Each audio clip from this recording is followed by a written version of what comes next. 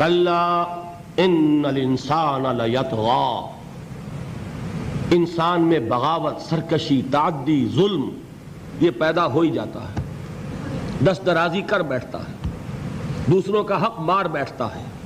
کیوں؟ الراہ استغنا، کہ وہ دیکھتا ہے کوئی پکڑ نہیں ہے۔ اگر میں انگارہ ہاتھ میں پکڑوں ہاتھ جل جائے گا، اگر زبان پر رکھوں زبان جل جائے گی، جھوٹ بولوں کچھ نہیں ہوگا، چھالا بھی نہیں پڑے گا، جلنا تو بہت دور کی بات ہے۔ میں حرام خوری کر رہا ہوں، مجھے کوئی تکلیف نہیں پہنچ رہی، پھل رہا ہوں، پھول رہا ہوں، پھیل رہا ہوں، میری عزت بڑھ رہی ہے، لوگ میرے سے جھک کر مل رہے ہیں۔ سب کو معلوم ہے کہ حرام سے کما رہا ہوں، سب کو معلوم ہے اسمگلر ہوں، سب کو معلوم ہے بلیک مارکیٹیر ہوں، لیکن پیسہ ہے میرے پاس، بڑے بڑے لوگ آتے ہیں، علماء آتے ہیں اور وہ مجھ سے ہاتھ ملاتے ہیں، تو مجھے کیا ضرورت پڑی ہے کہ میں حرام خوری چھوڑوں؟ ہے نا یہ بات؟ دنیا میں ان افعال کا نتیجہ نہیں نکل رہا۔ یہ ہے وجہ کہ جس کی وجہ سے انسان سرکشی میں، تعدی میں، ظلم میں، غلط کاری میں، حرام خوری میں بڑھتا چلا جاتا ہے۔ اس کا علاج کیا ہے؟ ان الی ربک الرجعی، یقیناً تیرے رب کی طرف لوٹ کر جانا ہے۔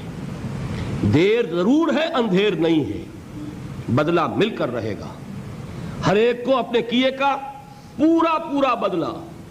ایک میں آپ کو خطبہ سناتا ہوں، نہج البلاغہ کا جو بھی مرتب ہے اس نے حضور کے کچھ خطبات بھی جمع کیے ہیں۔ حضور کا ایک سادہ سا خطبہ ہے، اس سے آپ کو اندازہ ہوگا ایمان بالآخرہ پر کس درجے حضور نے زور دیا ہے۔ واللہ لتموتن کما تنامون، خدا کی قسم تم سب کے سب مر جاؤ گے جیسے روزانہ رات کو سو جاتے ہو۔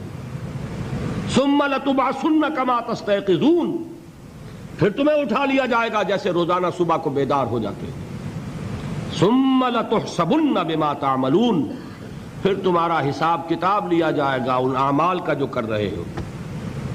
ثم لتجزون بالاحسان احسانا وبالسوء سوءا، اور پھر تمہیں لازماً بدلہ مل کر رہے گا، بھلائی کا بھلا بدلہ اور برائی کی بری سزا۔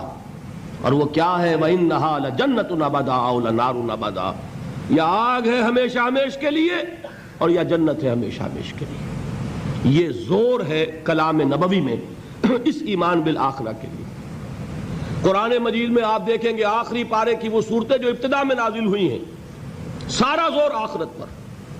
القارعہ ما القارعہ وما ادراک ما القارعہ یوم یکون الناس کالفراش المبثوث وتکون الجبال کالعہن المنفوش فاما من ثقلت موازینہ فہو فی عیشۃ راضیہ واما من خفت موازینہ فامہ ہاویہ وما ادراک ما ہی نار حامیہ۔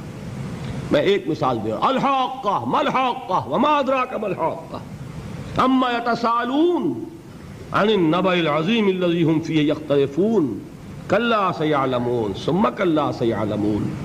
سارا زور آخرت پر ہے، اس لیے کردار بنتا ہے اس آخرت پر یقین کے نتیجے میں، عمل درست ہوگا اس آخرت پر یقین کے نتیجے میں۔ اخلاقی عملی اعتبار سے اصل اہمیت ایمان بالآخرہ کی ہے۔